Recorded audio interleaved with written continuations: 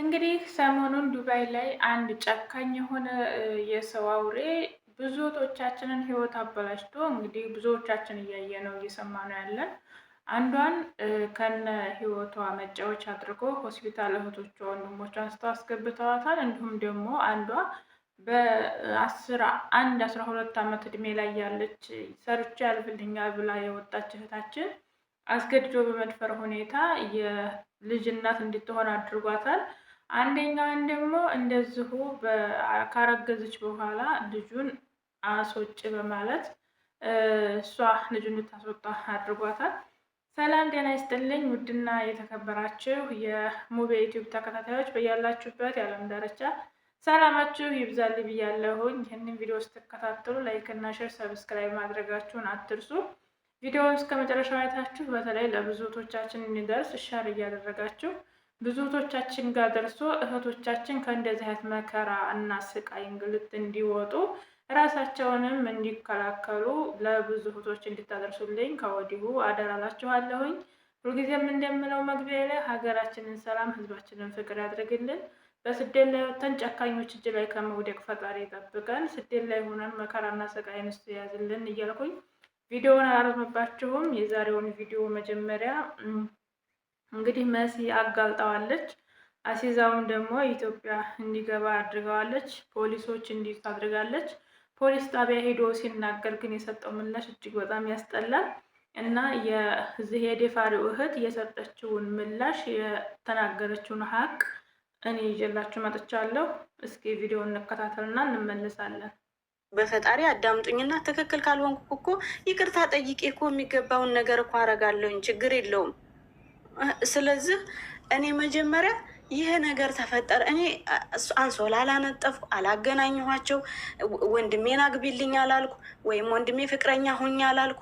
ወንድሜን እዚህ ሀገር አምጥቼ እኔ ስራ ሰርቶ እንዲለወጥ እንጂ መቼ ማንኛውም እህት እንደምታደርገው ነው ያረኩት። ስለዚህ ተገናኙ፣ ተፋቀሩ፣ እሰየው፣ ታወቂያት አለኝ፣ ታዋወቅኳት። ተዛ ውጪ በፈጣሪ እንደው ለእናንተ ለሄለናችሁ እኔ ትልቅ ሰው ሁኜ ልጅ አለኝ ሰው እንዴት ነው አውርጂ ሂጂ ብዬ የምለው? እኔ መውለዳችሁን ማርገዛችሁ ልዩ የሚያገባት ነገር የላትም። እዚህ ውስጥ መስዬ ስላላጋፈፈች ምንም ያለችው ነገር የለም። ሽ መሲናገርና ቱታ በቃ የምትፈልገውን ሀሳብ ትናገርና መስዬ ሀሳቤ ልናገርና ለህዝቡም ለሁሉም በእናታችሁ አንድ ጊዜ አዳምጡኝ እህቶች። አለኝ ኮርሱ ስላለኝ ነው። ምክንያቱም ገንፋ ገንፍታችሁ ከምታበሉ ካበላችሁ ወዲያ ምንም ነገር ማውራት ያልፈለኩበት ለመሰለሽ እዚህ ጋር እኔ እሱንም እሷን ስለማፈር ሚዲያ ላይ እንደሚያደርጉ ይነሱ። ፎዚያ አንዴ ኖ አንዴ ይኸውልሽ ፎዚያ፣ አሁን ትልቁም ጠይቅሽ ጥያቄ በራስሽ ገንዘብ ነው ለዛ ጉዳይ ቃላቱን መጠቀም አልፈልግም እናት ስለሆንኩኝ ማለት ነው። ግን ለዛ ጉዳይ እንዲወገድ ብሎ በራስሽ ብር ነው መድኃኒቱን የገዛ እንዳትፈሪ ተናገሪ። አሁን ልጁ እናቴ ትሙት ነው የምልሽ። ይሄን ማድረግሽ ነው ለፖሊስ ጣቢያ ሄደሽ ተናግረሽ ቀኑ መቼ እንደሆነ ምናምን ይታወቃል። በነገራችን ላይ እሱም ዲፖርት ነው የሚደረገው፣ አንቺም ዲፖርት ነው የምትደረጊው። በዚህ ትበቃይዋለሽ እያልኩሽ ነው። አሁን እዚህ ብር ድርሃም እንኳን ይቅርና ብር ሊሰጠኝ ይቅርና ማለት ነው 20 ቀን ሙሉ እንደዛ በደም እንትን እያልኩኝ አንድ ሰው አልጠየቀኝም። እሷም ብሎ ካርጋኝ ነው የወጣች፣ እሱም ደግሞ አያገባኝም ብሎ ዘግቶ ነው። የት ሆስፒታል ነው ይሄንን ያደረግሽው? መድኃኒቱ ማን ገዛልሽ? ሰው ወስዳ የነበረ አንድ ጓደኛ ነበረች አብራኝ የምትሰራ እሷ ጋር ነው። ልምዱ ያላት ማለት ነው። እኔ ምን አውቃለሁ? እኔም የራሴ ልምዱ ያላቸው ሰዎች ኢጃዛ ቤቶች ናቸው የሚወስዱት። ይሄን የሚያደርጉት እነሱ ስለሆኑ ወለላ። ኦኬ፣ የት ሆስፒታል እንደዚህ ያደረ? የት ቦታ እንደዚህ ያደረጋችሁ? እኔ ሆስፒታል አላውቀውም። እኔ ከልጅ አባት ውጭ ወንድ አላውቅም። ለምሳሌ እየኖርኩኝ ነው። ምንድነው እናንተ እንደዚህ የሚያበላቅጣችሁ? አንቺ ፎዚያዝ እንደዚህ ሲልሽ እዛ ፖሊስ ጣቢያ አትሄጂም ነበረ? ለሽ እንደዚህ የምትሆኙ? እንግዲህ የፎዚያ ታሪክ እንደዚህ አይነት ይዞ መጥቷል። የፎዚያ ታሪክ እንግዲህ ልጁ አገባሻለሁ፣ ወደድኩሽ፣ ሞትኩልሽ፣ ሄድኩልሽ ብሎ ካላት በኋላ እሷ እንግዲህ የእውነቱን መስሏት እሺ ብላ ሚስት እያለው በዛ ላይ ደግሞ እህቱ ናት ከኢትዮጵያ ያመጣችው ወደ ዱባይ ስታስገባው እንደ ማንኛውም ኢትዮጵያዊ ወንድምና እህቱ ተባብሮ እንደሚያድገው ተባብሮ ሰርቶ እንደሚለወጠው ሁሉ እሷም ወንድሜ ተሰርቶ ይለወጥልኛል ብላ አስባ ነበር ከኢትዮጵያ ያመጣችው። ነገር ግን እሱ የሄደበት መንገድ እና እህቱ ያሰበችበት መንገድ የተለያየ ነው። እውነት ለመጠገር እንኳን አይደለም እህት በወንድሙ ህይወት እና እህት ወንድሙ በሚውልበት ውሎ ልትውል፣ በአሁኑ ሰዓት ቤተሰብ እንኳን ልጆቹ የሚውሉበት ቦታ ላይ መዋል አይችልም። ምክንያቱም አሁን ላይ ሁላችንም እያንዳንዳችን የራሳችንን ህይወት የምንመራው ራሳችን ነን እና ማለት ነው። እና ምንድነው የሆነው እንግዲህ ይቺ እህታችን ወንድሟን ወደ ዱባይ እንደ ማንኛውም ሰው ሰርቶ እንዲለወጥላት ዱባይ ተወስደዋለች። ዱባይ ከወሰደችው በኋላ እሱ ሴቶችን በየሂጃዛ ቤቱ እያሰሰ የሴቶችን ህይወት ማበላሸት እና ከሴቶች ብር እየተቀበለ መጨፈር ነው ስራውን ያደረገው። ከዚህ ሁሉ ሴቶች መካከል እንግዲህ በይፋ የወጡትና ሚዲያ ላይ መጥተው እውነታቸው ለህዝብ የደረሰ እንዲሁም ደግሞ ፍትህ ያገኙ እህቶቻችን 3 ናቸው ማለት ነው። አንደኛዋ የእናት ልጅ ሆናለች፣ የልጅ እናት ሆናለች። አንደኛዋ ደግሞ ቃላቱን መናገር ስለማልፈልግ ያው እንደዛ አስደርጋለች ሐኪም ቤት ሄዳ። አንደኛዋ ከሰውነቷም ጤናዋም አደጋ ላይ ሆኖ ሐኪም ቤት ተኝታለች ማለት ነው። እንግዲህ እነዚህ የታዩት ናቸው። ሳይታዩ እጅግ በጣም በኢጃዛ ቤቱ ተቆልፎባቸው ብዙ መከራና ስቃይ የሚያሳልፉ እጅግ በጣም ብዙ እህቶቻችን እንዳሉ በዙ መረዳት ቀላል ነው። ስለዚህ እኔ ማለት የፈለኩት ምንድን ነው የዛሬው የደፋሪው ወይም ደግሞ ሚስቶች እያለ የሚያጃጅራቸው ወንድ እህት የተናገረችው ነገር እኔ እህቷ ጥፋተኛ ናት፣ ጥፋት አለባት ብዬ አልልምም ማለትም አልችልም። ይህንንም ብዬ ፍርድ መስጠት አልችልም። ምክንያቱም እህት እንዳልኳቸው ሰርቶ ይለወጣል ብላ የምችለውን አድርጋ እዚህ ሀገር አስገብተዋለች። ዱባይ ከገባ በኋላ ደግሞ የራሱን ህይወት መኖር የሚችለው እሱና እሱ ነው። የራሱን ህይወት ነው የሚራመደው። እሷ እከሌን አፍቅርና እከሌ ገልጋ ላይ ተኛ፣ እከሌን አፍቅርና ከከሌ አርግዛ አስረግዝ ብላ አትልም። ማለትም መብት የላትም። ምክንያቱም እሱ ራሱን የቻለ ወጣት ሰው እስከሆነ ድረስ ማሰብ ማገናዘብ እንደ ሰው ማስተዋል ካቃተው እሱ በሰራው ነገር ትጠየቃለች የሚል ምንም አይነት እንትን የለኝም። እኔ እሷ በሱ ስራ ልትጠየቅ ልትመዘን አትችልም።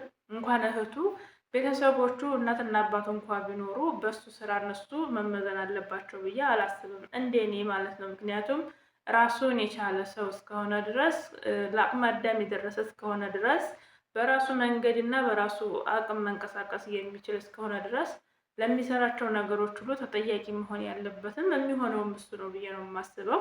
ለምን ይሄ እንግዲህ እህትዬቱን እያሉ ያሉት እነሱ ምንድነው እዛ ገስት ላይ ያሉት ሰዎች ምንድነው የሚሉት? እህትዬቱ ካሳ ክፈይና ለልጅቷ ለዚች ልጇን ሐኪም ቤት ያላስደረገችው ልጅ ቃላቱን መጠቀም ስላልፈለኩ ነው። ምክንያቱም ይዘገንናል፣ ይከብዳል። ለዛ ነው ገባችኋል ብዬ አስባለሁኝ። እና ለዚች ልጅ እንግዲህ በራሷ ብር ነው የራሷን ብር ከፍላ ነው ሐኪም ቤት በጣም ብዙ ድርሃም ከፍላ ነው እንደዛ ያስደረገችው። አስቡት እንግዲህ የገዛ ልጃችሁን በገዛ ገንዘባችሁ፣ የገዛ ህይወታችሁን በገዛ ገንዘባችሁ፣ እድሜያችሁን በገዛ ገንዘባችሁ መጫወቻ ማድረግ፣ በቃ በራሳችሁ ፍቃድ ራሳችሁ ከፍላችሁ ሁሉ ነገራችሁን ማበላሸት ነው እዚህ ጋር ማለት ነው። ስለዚህ እህቶቼ አንደኛ ከጠለብ ስንወጣ ወይም ከኮንትራት ቤት ስንወጣ ምን ይዘን ነው የምንወጣው? ምንስ ነው እዛ ሄደን የሚገጥመን ነገር? የሚገጥሙንን መሰናክሎችስ በምን እናልፋቸዋለን የሚለውን ነገር ማስተዋል፣ ቆም ብሎ ማየት ግድ ይላል።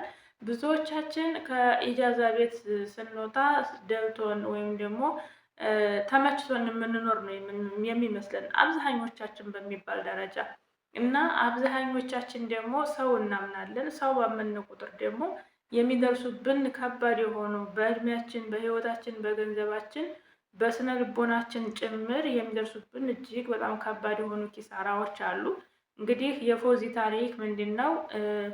እኛ ይህን ነገር ካደረገች በኋላ እንግዲህ ልጅ ሲረገዝ ብዙ ነገር አለው። በዛ ላይ ሰው ሀገር ላይ ሆናችሁ እንደገና ደግሞ ከማይፈልጋችሁ ሰው ለእናንተ ጥቅም እንጂ የእናንተን ልጅ ወልዶ ማቀፍን ከማይፈልግ ሰው በሐራም ወይም ደግሞ ኃጢአት በሆነ መንገድ የመጣ እርግዝና ከባድ ነው። ስለዚህ ያንን ደግሞ ለማስወገድ የተከለበት መንገድ እጅግ በጣም ብዙ ብር የሚጠይቅ ስለሆነ ያንን ብር ከፍላለች።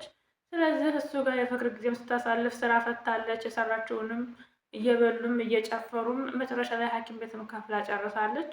ዛሬ ላይ እናቷ እጅግ በጠና ታማ እናቷን ለማየት ትራንስፖርት አታ ነው እንግዲህ ሚዲያ ላይ መታ እያለቀሰች ያለችው። እና አንዳንድ ጊዜ የሆነ ቦታ ላይ ስንገባ እና የሆነ ቦታ ስንጀምር እኛን ምን ይገጥመናል፣ እኛ ነገ የት ነው የምንወድቀው፣ ምንድን ነው መውደቂያችን ብለን ማሰብ መቻል አለብን ለማለት ነው። ስለዚህ እባካችሁ እህቶቼ ማግባት ካለባችሁ እኔ አታግቡ፣ አትውለዱ፣ ህይወት አትመስርቱ፣ አታፍቅሩ እያልኩ አይደለም እዚህ ጋር። ነገር ግን ስታገቡ ስታፈቅሩ ህይወት ስትመሰርቱ አንደኛ ቤተሰብ ይግባበት፣ ቤተሰቦቻችሁ ይወቁት፣ የእሱም የእናንተን ቤተሰብ ማወቅ አለበት። ሁለተኛ ይሄ ሰውዬ ከእናንተ የሚፈልገው ምንድን ነው? መቼም 1 ወር 2 ወር ሳታወሩ ዝም ብላችሁ አትገቡም። በአንድ ቀን ስልክ ወይም በአንድ ቀን ወሬ ዝም ብላችሁ ሄዳችሁ አልጋ ላይ አተኙም። ስለዚህ መጀመሪያ አልጋው ላይ ከመውጣታችሁ በፊት ከአልጋው ስር መወጣጫው ምንድን ነው የሚለውን ነገር ማወቅ አለባችሁ ማለት ነው። አልጋ ላይ ወጥቶ መዘርጋት ብቻ ለእናንተ ዋጋ ያስከፍላችኋል። እና ሰውየው ማን ነው? ጀርባው ምንድን ነው? ከዚህ ሰውዬ ልጅ በወልድ ማሳደግ ይችላል ወይ? ለልጅስ አባት መሆን ይችላል ወይ?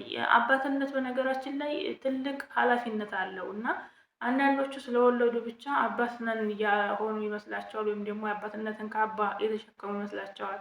አባትነት በስም መጠሪያ ብቻ አይደለም። ስለዚህ እባካችሁን የምትገቡበትን ቤት እወቁት። ምናልባት ሳታውቁት ብዙ ህይወታችን አበላሽተን ብዙ ነገሮች ላይ ወድቀን ሊሆን ይችላል።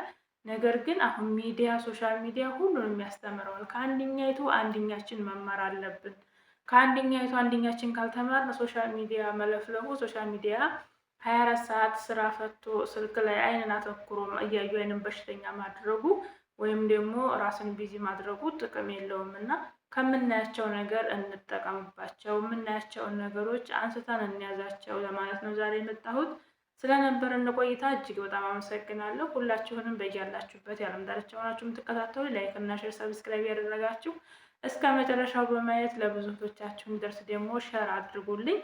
እንግዲህ ዛሬ ያው መሲ እውነታውን አውጥታ ፊት ለፊት አጋፍጠዋለች።